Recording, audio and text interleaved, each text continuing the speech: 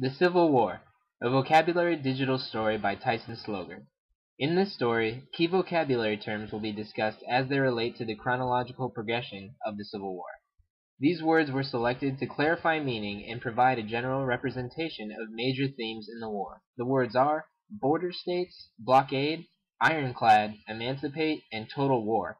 Our story begins in February 1861 with border states. Prior to the outbreak of war, 7 Southern states broke away from the Union, forming the Confederate States of America. An additional 4 states followed after Lincoln's order to muster troops.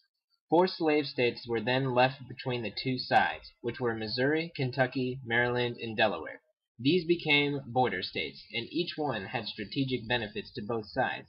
In the end, Lincoln's action to arrest secessionist sympathizers swayed all 4 states to join the Union. Once the war began, the Union had developed a 3-pronged strategy to defeating the Confederacy. The 3 parts included the control of the Mississippi River, marked by the arrows, which would split the Confederacy in 2, capturing Richmond, the Confederate capital, and blockading, or closing, Southern ports.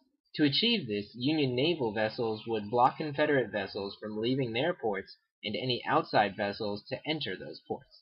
The plan behind this was to cut off supplies from other states or countries and to deny the Confederacy money that it would receive from exporting cotton.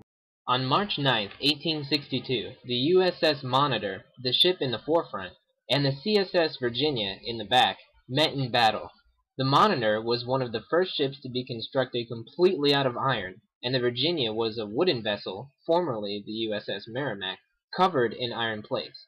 The ironclad derived its name from the iron plates on the side of the ship, which was a revolutionary advance in naval warfare. The battle between the two was the first battle between iron-covered ships. During 1862, Abraham Lincoln had decided to emancipate, which means to free, all slaves in the South.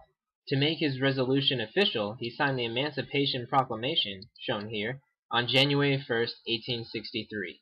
The decree applied only to areas under Confederate control, which did not result in the freedom of any slaves, but did inspire African Americans to join the Union ranks and added a moral component to the North's cause for fighting. During the last phase of the war, from 1864 to 1865, a new strategy was adopted towards destroying the Confederacy, which was total war. Total war involved not only the destruction of the enemy's forces, but of the enemy's society, supplies, transportation, and communication. William Tecumseh Sherman, as seen in this photograph, embarked on his march to the sea, destroying Atlanta and moving toward Savannah. He accomplished this and then moved north to hook up with Grant, leaving a trail of smoldering ruins behind him, and, with Grant's success at Petersburg, bringing the war to an end on April 9, 1865. Thanks for watching!